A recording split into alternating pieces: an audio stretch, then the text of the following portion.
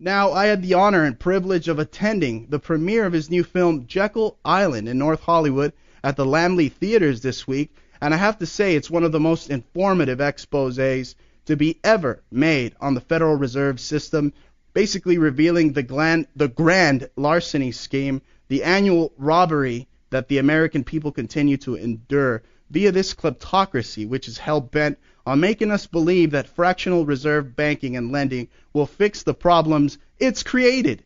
Now, the film also exposes some of the dynastic elite banking families, such as the Rothschilds and the Rockefellers, among other influential families that make up this creature with so many arms that we call the Fed. Ladies and gentlemen, at this time, I'd like you to please welcome my guest, Libertarian presidential candidate, author, and award-winning documentary filmmaker, Mr. Bill Still, to the program. Hello, Bill. Thank you for being on today. Oh, it's such an honor to be on. Thank you very much, and thank you for coming to the premiere. Thank you, Bill, for having us. It was great to be there, and I have to say it was probably one of the best exposés I've ever seen on the Federal Reserve to this date. Now, Bill, let's get right into the interview now. You were one of 4 libertarians running for the presidential nomination in 2012, and that's before Gary Johnson decided to join the race. You were pretty much one of the only instantly recognizable figures among those candidates, like I believe it was Carl Pearson and R.J. Harris. By now, you're probably aware that the former New Mexico governor amassed over 1 million votes in his campaign for presidency, the most votes ever for a libertarian candidate. Now, what are your thoughts regarding that presidential race, and can you share some of the pros and cons regarding the Johnson campaign? It's my understanding he borrowed quite a bit of money, right? Yeah, he came into the race with about $100,000 debt, and as the last time I checked, he still owes over $200,000. So wow. It's remarkable to me that a libertarian candidate would come in to the race with a huge debt because he was a Republican candidate, and basically he was expecting libertarians then to pay off his debt. And so not only didn't he pay off the debt, but he doubled it. So it was a pretty disgraceful performance. And this is a guy who promised to get 5% of the vote, and yet did effectively no better than any other libertarian candidate, getting just slightly over 1% of the vote. Right. Wow. Now, how do you feel you ran your campaign? I mean, what are some high points you can say from achieving such a monumental, nomination for the party? Well, I typically ran second in every state in which I competed against Johnson. Johnson spent tons of money because he had a Republican hitman, that's what he calls himself, Roger Stone, behind him. So it was definitely a Republican attempt to take over the Libertarian Party. And neither Stone, who now wants to run as a Libertarian candidate for governor of Florida, or Johnson, who has proclaimed that he's going to continually run as the Libertarian presidential party candidate, neither one is going away. So to me, it's nothing but a Republican takeover of the LP, and that's just not a good thing. Right. Absolutely right. Now, Mr. Still, tell our listening audience about one of your very first publications titled The New World Order, The Ancient Plan of Secret Societies. Well, that was something that I wrote. It was published in 1990 and sold very well, sold 250,000 copies, and really launched me on the whole thing. It was the first book on the New World Order. I entitled that in a generation at least. And so it kind of set me up for what I'm doing right now, and I think I'm actually going to republish it because it was much more conspiracy laden. I've let it fall out of publication just because I didn't want it to damage the credibility of my work with monetary reform. But I think I'm going to republish it now. I definitely think you should. I looked into the book, and it's simply amazing. Almost all your work actually is amazing. Mr. Still, speaking of secret societies, are you aware that many U.S. presidents have encountered UFO phenomenon, from George Washington to the days of Truman and Eisenhower, even Carter and Reagan? Now, my question is, could the governments of the world be influenced by the first secret society, dating back to ancient Sumerian times, such as the Brotherhood of the Snake? I have no idea about that. You can really get into some very strange Right. things, but a lot of it is hypothesis at this point. It's very difficult to get beyond 500 or 600 years ago, because there really isn't a written historical record. That's so when you go back to oral tradition, then it's difficult to produce credible material. Right. What are some of the secret societies you covered in your first publication?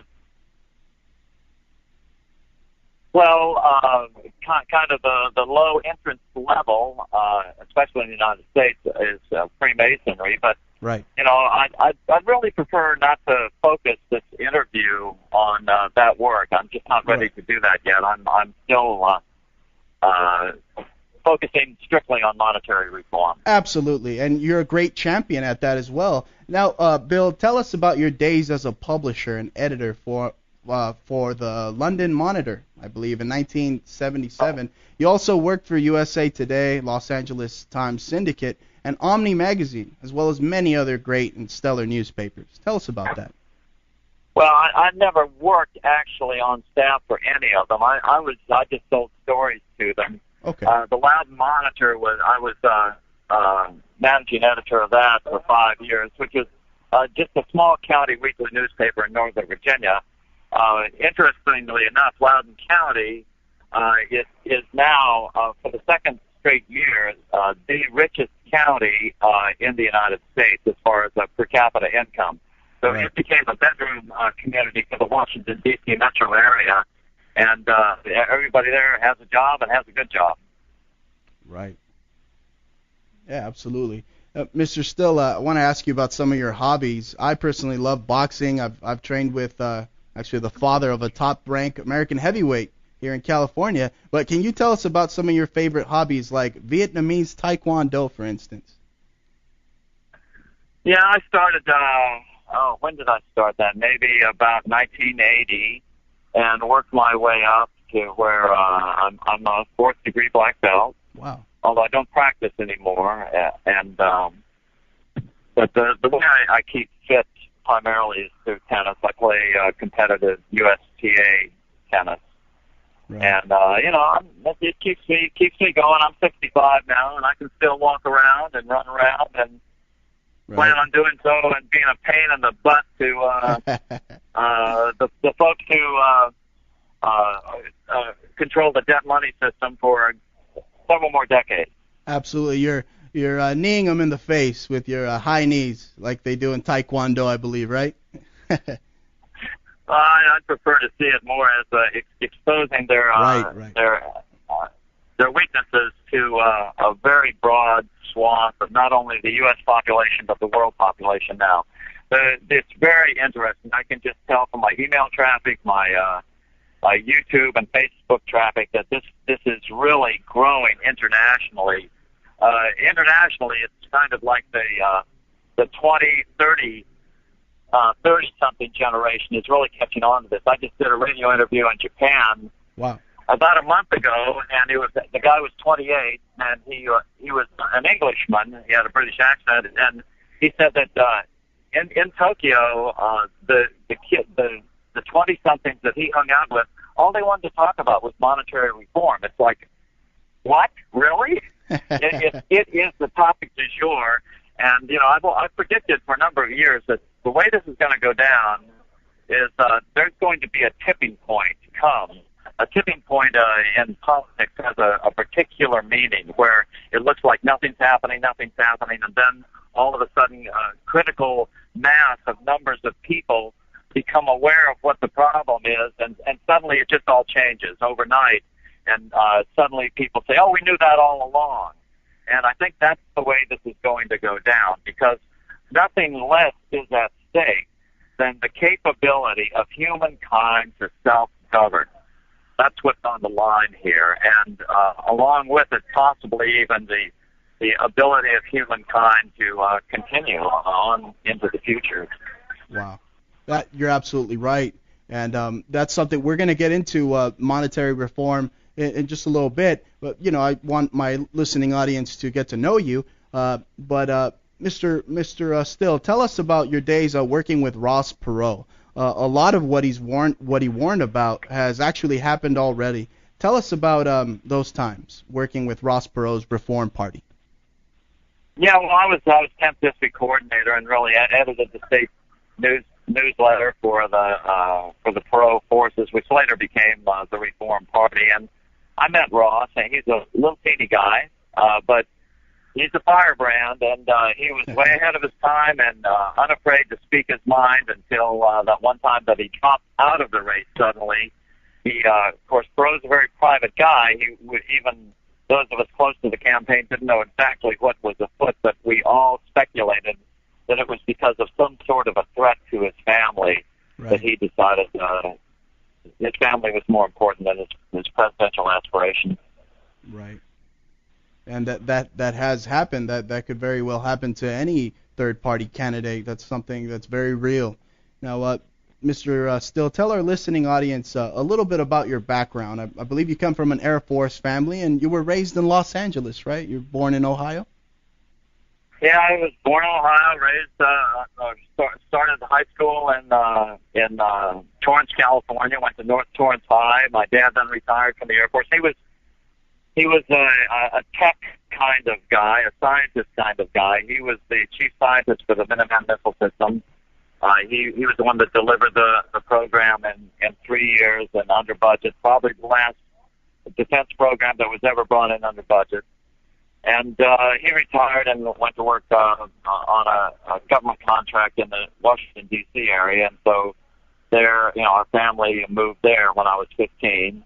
And so I spent most of my life in Northern Virginia, and now doing all these monetary reform documentaries. I'm kind of, people now ask me where I live, and I kind of stutter because I'm not sure exactly where I live at this point. I live on the road. Right. Right now, I'm actually responsible for filming the public banking conference at Dominican University in Northern California, or just north of San Francisco, which starts in about an hour.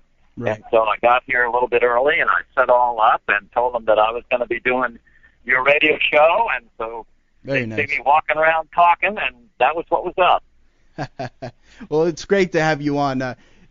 I couldn't have a better guest on than you today. Obviously, I mean, after inviting me to the premiere, it was an epic premiere. Now, I have to ask. G. Edward Griffin was a guest on my program, and there was one thing we disagreed on, and that was the possibility that the international bankers could have killed a couple of presidents, in particular Kennedy, for his stance on silver currency via his executive order 11110. The Fed is also believed to have a part in killing 4 other presidents, like I stated, Kennedy, Lincoln, Garfield, McKinley, and as you know, even attempting to kill Andrew Jackson. What are your thoughts on this?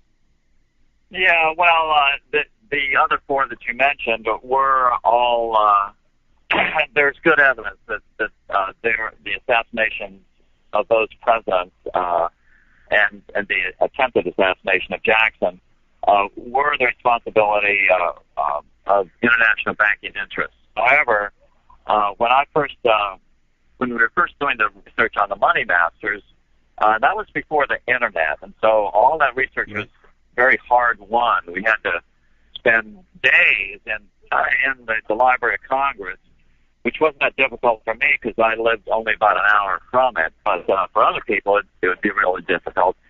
And, have you ever read Executive Order 1110? It's not very long, and if you would read it, you'd see the fallacy. It has nothing to do discusses nothing about the implementation of U.S. notes back into the money supply, discusses nothing about killing off the debt money system or anything like that. It merely discusses transferring the authority to reissue silver certificates from the President to the Secretary of the Treasury.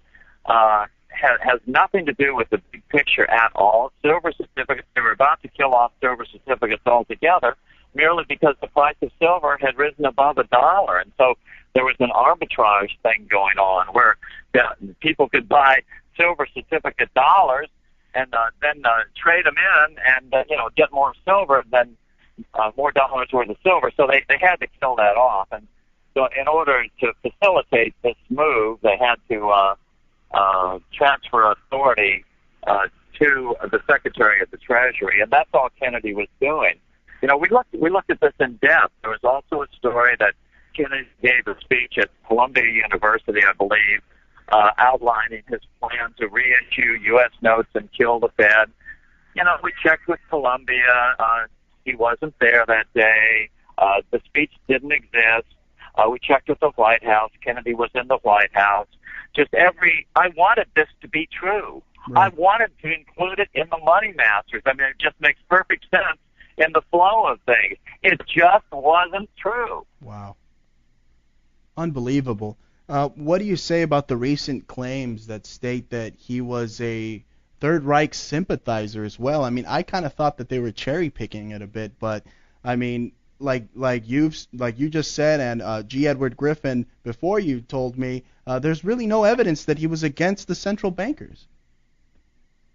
No, quite to the contrary. He gave a speech at the New York Economic Club that year, and if you read that speech, I mean, he was all about internationalism. There was no hint of trying to maintain a U.S. national sovereignty, which is, of course, the core of anybody who wants to. You have to believe that if you're going to oppose the international debt-based monetary system. Unbelievable, Mr. Still. Moving on here, I thought that the only thing that you can synchronize to The Secret of Oz was The Dark Side of the Moon, the album by Pink Floyd. Apparently, I was wrong. You also were able to, bring out a lot of similarities between The Wizard of Oz and the Federal Reserve System. Now, let's talk about your film, The Secret of Oz.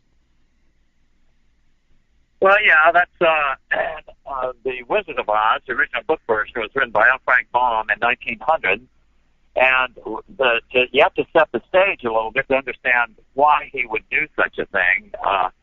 And that is, Baum was pretty much a failed writer at that point, but he was a fan of William Jennings Bryan during his 1896 presidential run, and in fact, his children, one of his children, stated that he marched frequently in some of William Jennings Bryan's torchlight parades. And so, so in any case, he was a fan, and when Bryan lost the 1896 election, monetary reform took a severe blow at that point. And people in that day were much more aware of what was going on than they are today. Right. Today, the Fed has spent so much money throwing mud into the water, throwing fog into the air, that it's very confusing for people. And so that's why I try to hammer time and time again what's going on. Right. And the Fed does have a lot of influence. I remember hearing in your film, Jekyll Island, you spoke of tenure, right? Yeah, that's the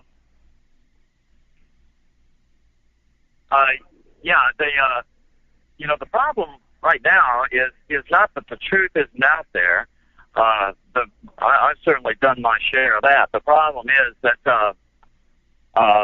there's so much confusion in the air, and so I'm sorry, I forgot the question. This is a chaotic situation. I'm trying to do this interview. No problem. I mean, we were talking about your wonderful film, has received so many accolades. I mean, it won Best Documentary Award of the Year at 2010's Beloit International Festival, and the Silver Sierra Award in Yosemite, where I escaped near death. I was almost mauled by a bear out there. Anyway, Best Excellence in Filmmaking in Yosemite. And you also won an award for your film at the Nevada Film Festival. Again, we're talking about The Secret of Oz, your film. Yeah, well, in any case, so Baum was part of the William Jennings Bryan cadre, right? And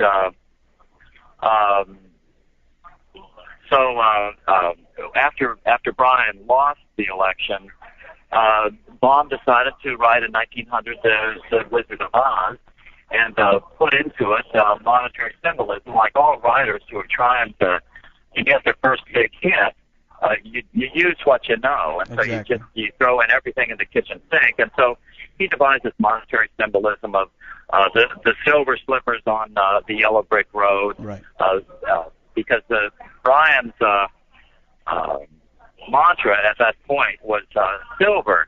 To add silver as a complementary currency to the gold-only money that had starved the United States for 30 years in the post-Civil War period.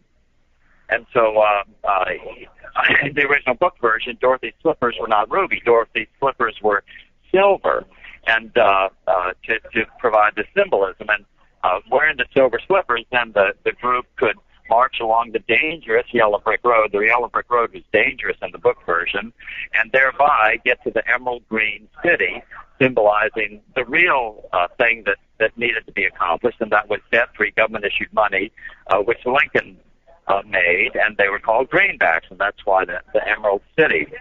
And so Baum threw in all this symbolism, and it worked well. His book became a big hit, and so shortly thereafter, he started denying any affiliation with monetary symbolism. He just decided he was going to take the money and run, and he wrote many other books, a whole series of Oz books. They were wildly popular. There was a traveling stage show, and Baum became very wealthy and just decided it was best to distance himself from any of that, the political aspect of the book.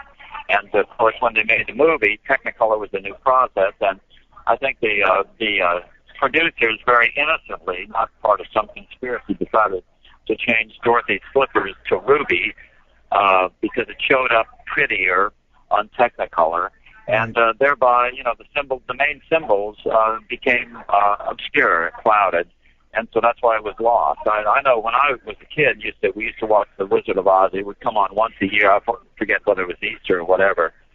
And I just, after the first couple of times, I never liked watching it because I just had the feeling that there was some symbolism going on behind it that I couldn't understand. And sure enough, that was exactly the case. Wow. Yeah, I mean, I used to like watching it while listening to Pink Floyd's Dark Side of the Moon, but now I'm definitely going to be giving it, a couple of looks here and there just to try to catch that symbolism. Now, Mr. Still, let's cover your 1995 smash hit and one of the most watched internet films in the history of the internet. That's Money Masters. What are some of the fondest moments you have in the creation of this film and the information you wish to convey to the citizenry regarding the abolishment of the IRS and the fact that, the 16th Amendment was pretty much never ratified and the banksters are committing grand larceny in large amounts every year? Tell us about your film. Well, let's see, magic moments from the creation of the Money Masters. I can't pull any to mind right now. It was a long track. I mean, it took me just a couple of weeks to write the script.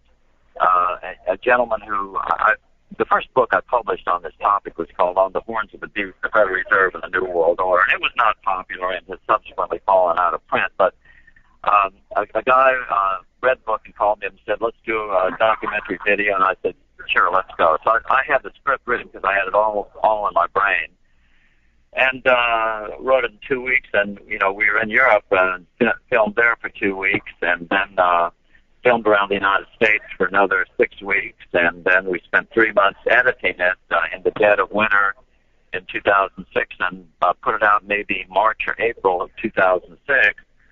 And we just couldn't shorten it.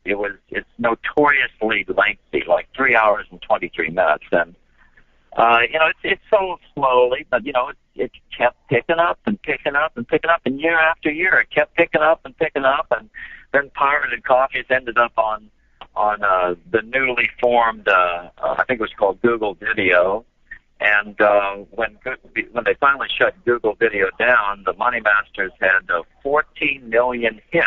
Wow. And is perpetually listed in the top 25 watched documentaries of all time on whatever one of those sites that counts those things. Right. So it's had a lot more impact, and really everywhere I go. I was just at a conference yesterday, and just walked into this conference here today, and everybody that sees me, they never start out the conversation with, "Oh, I love The Secret of Oz." They start out with, "Oh, The Money Masters was such a groundbreaking video," and blah blah blah, and then they'll tell me stuff like, "I watched it 38 times," and I just look at them like, "Don't you have a life? It's 3 hours and 23 minutes long, for God's sake." But there was a lot of information to cover, and we packed that information in just as tight as any documentary ever has in history, and that's just the way I work. You've got to take your caffeine before you sit down to one of my films, because it's very dense. Absolutely, and an unbelievable film. I've probably seen it about 3 times. Not what was it? Well, the other guy watched it about 40 times, you said, or how many times? Oh, well, I get people telling me hundreds of times. I mean, stuff I just don't believe, but everybody seems to have seen it multiple times, because you just can't absorb it all the first time. Right. Yeah, you literally got to have your notebook there. I mean, I took my notebook and I took notes at your premiere. So talking about your premiere, let's talk about your recent blockbuster, that expose you have dubbed Jekyll Island. Tell our listening audience about the secret history of this getaway for the banking elite, and how in 1910 they conspired to create annual robbery by instituting the Federal Reserve Act of 1913, marking 100 years of debased fiat currency, which is plunging our country into an abyss of insurmountable death and doom. Tell us about your film Jekyll Island. Yeah, I don't like the use of the term fiat currency, just because that implies that it's a non-metallic backed currency. Right. Is the problem, when indeed it is not the problem. It doesn't matter what backs your money. All that matters is who controls the quantity. And right now, that quantity is not even controlled by the Federal Reserve, although they do exert some control. But the Fed is just like a curtain in The Wizard of Oz. It's there to fake us out, to think that it's A, part of the government, and B, that it controls the banking system. Well, both of those are false. The Fed is not part of the government. It's listed in the Washington, D.C. Yellow Pages on the same page, the white pages, the business pages, as Federal Express. Right. It's not listed in the blue government pages. Frequent federal court cases have come around. One, for example, a Federal Reserve employee was driving a car and got in a car wreck and claimed that he didn't have any liability because the car was a government-owned car. Well, the federal courts looked into this and said, no, the Fed is clearly a corporation.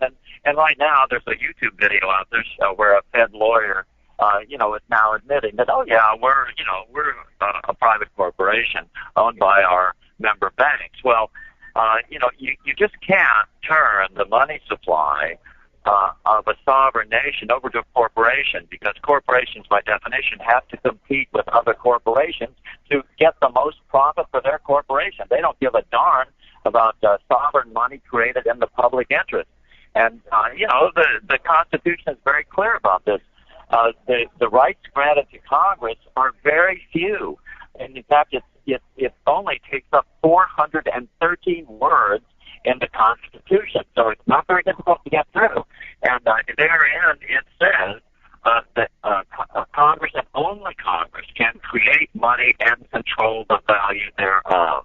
Right. And controlling the value thereof means controlling the quantity in circulation. And so this is the right of Congress and only Congress, and that was part of President Andrew Jackson's veto speech, one of the greatest speeches in American history, where he says if Congress has the right to print money, that certainly does not have the right to give that right to a corporation.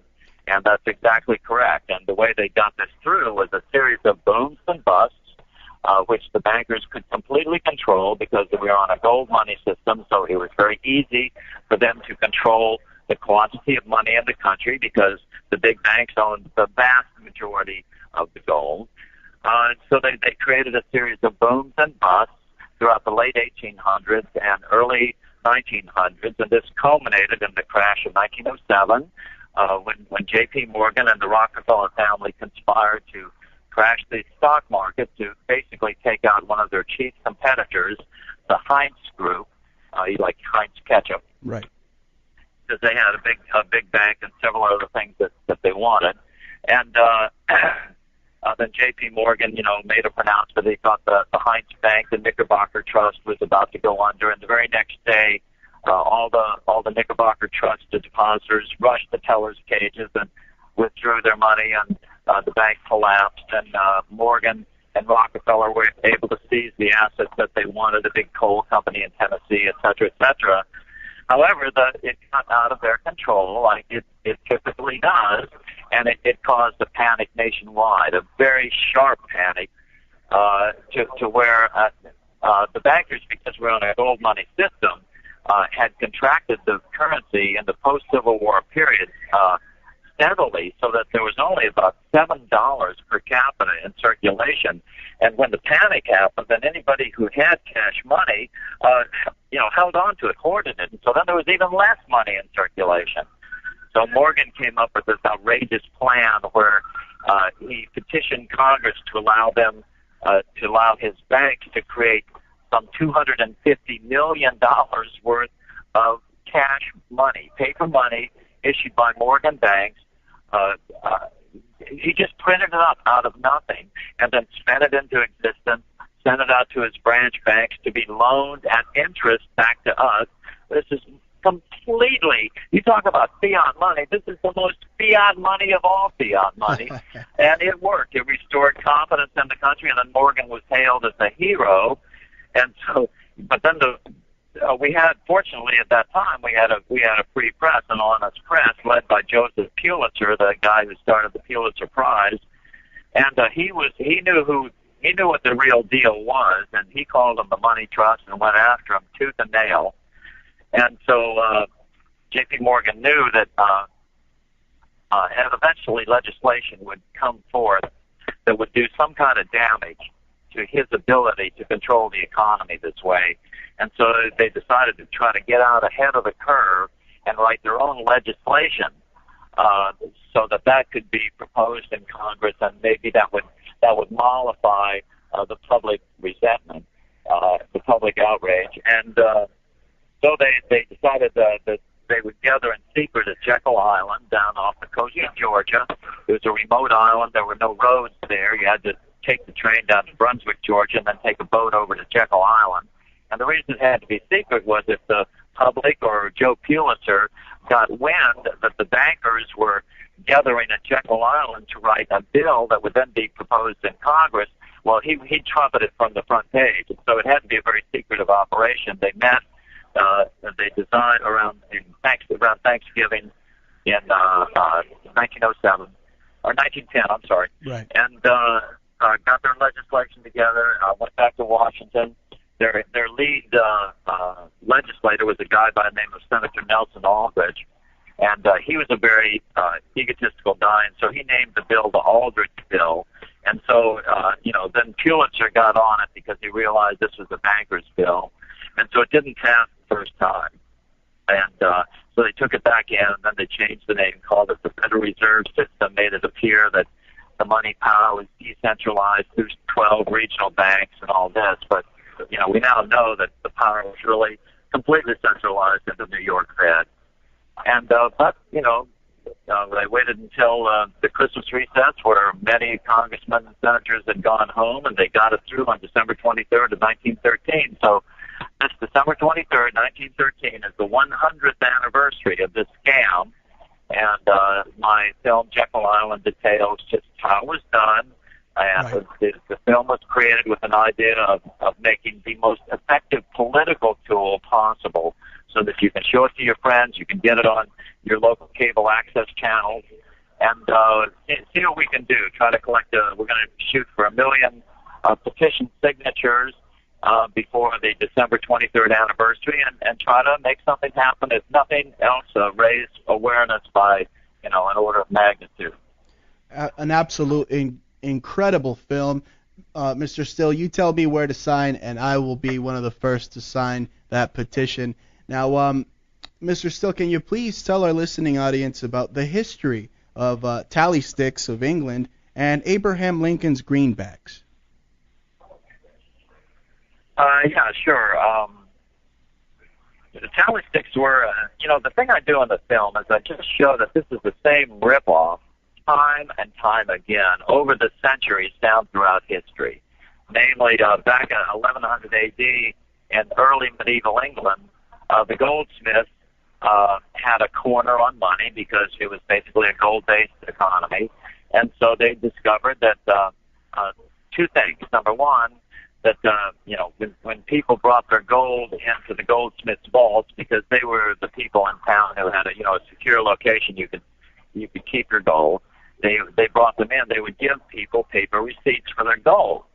And they found out just over the years that only about 10% of the population actually wanted to come back in and redeem their receipt and take physical possession of the gold.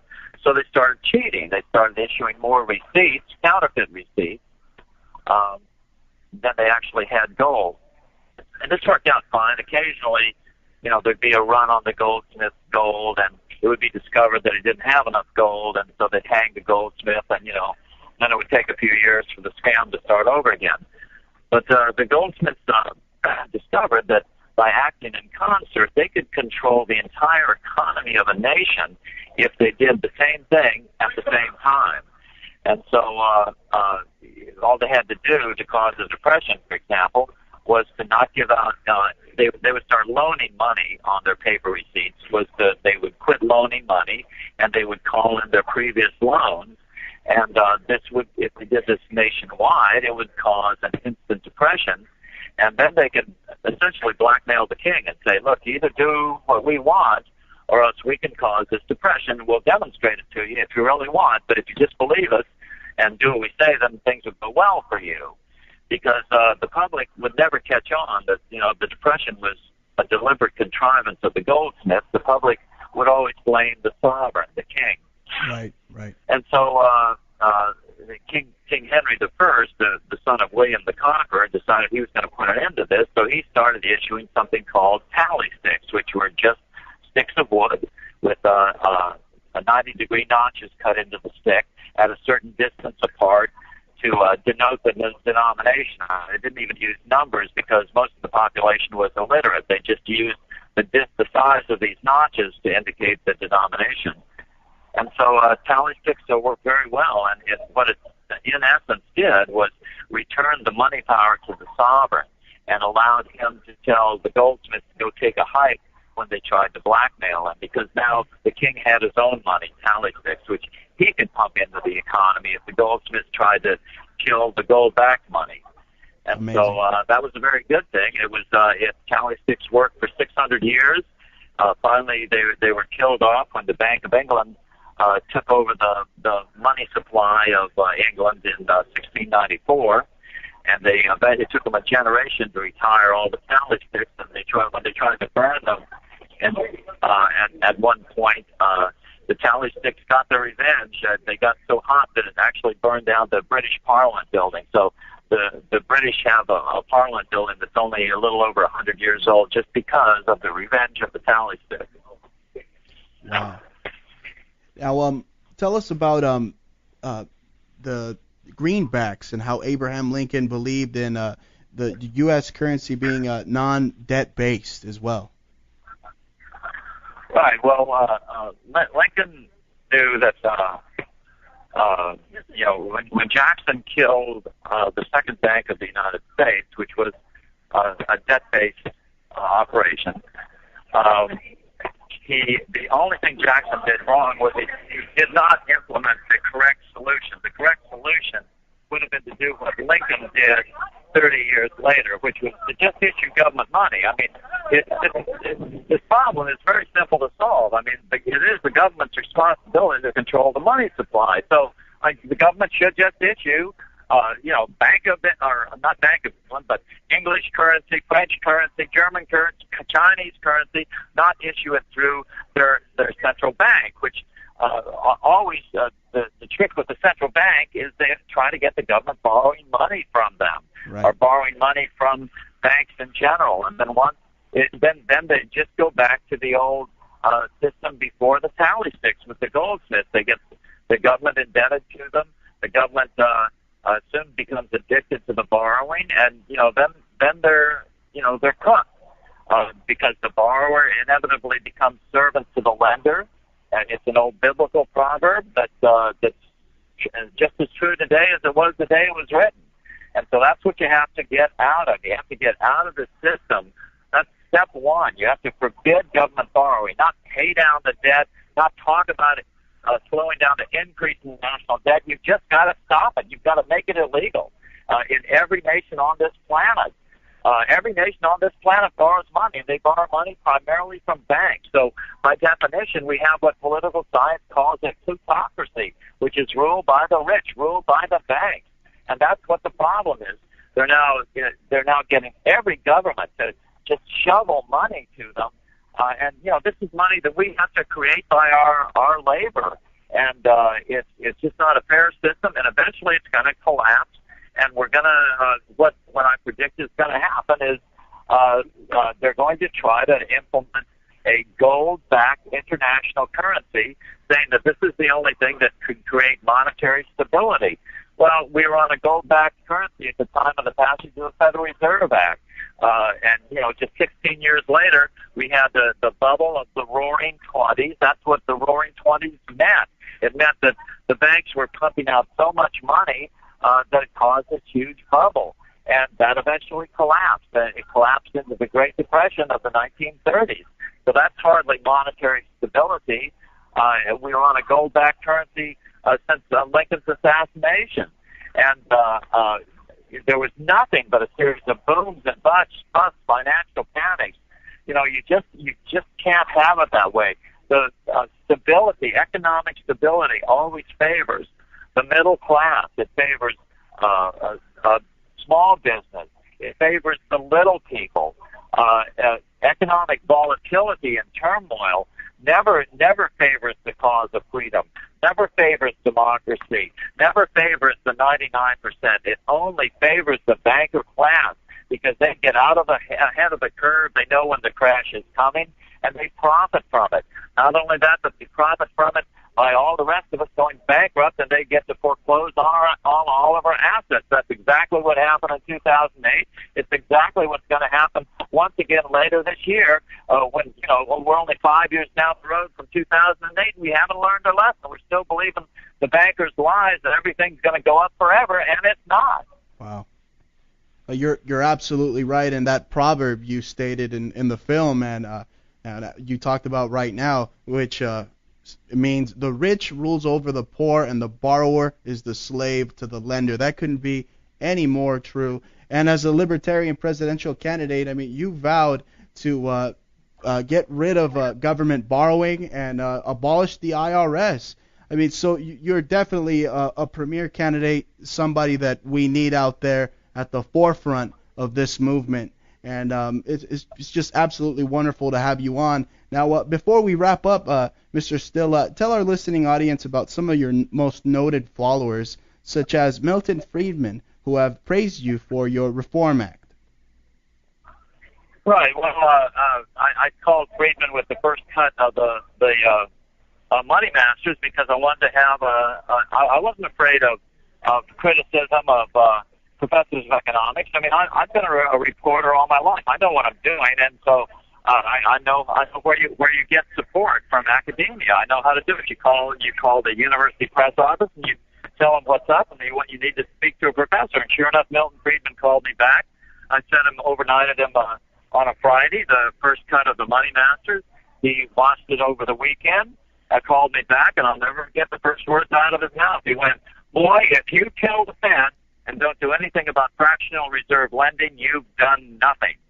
And that's exactly true. And that's why the whole mantra of end the Fed does not cut it in my world. Right. Ending the Fed would do absolutely nothing. You have to end the ability, number one, of governments to borrow, and number two, of banks to practice fractional reserve lending. You have to end the ability of banks to control the economy. You have to put that back in the hands of we the people in some fashion.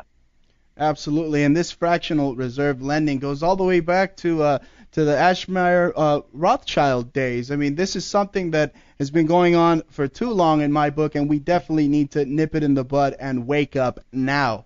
I mean, Mr. Still, we have people like Alan Greenspan who have openly stated that the Federal Reserve is a private-owned entity which is above the law. He stated the Federal Reserve is above the law. How can we continue to let these cronies get away with this treason? Well, we can't. So that's why I point out in the film that there's really only two choices. You either have to have the rule of law or you will have to suffer from the law of the jungle. And nobody in your listening audience, certainly that has children, would want their family to have to return to the law of the jungle. That's what's so precious about the American experiment in freedom. And we're going to lose it if we don't focus on what the real problem is. Job number one is to end the ability of the federal government to borrow, because they borrow primarily from banks, and that puts banks in control of Congress and guarantees no correct legislation, no effective legislation will ever come out of Congress to fix this problem. That's job one. That's why my mantra, instead of end the Fed, is no more national debt. I think that's what we should chant from the streets. Absolutely, and I love your book, No More National Debt. Mr. Still, thank you very much for this exclusive interview.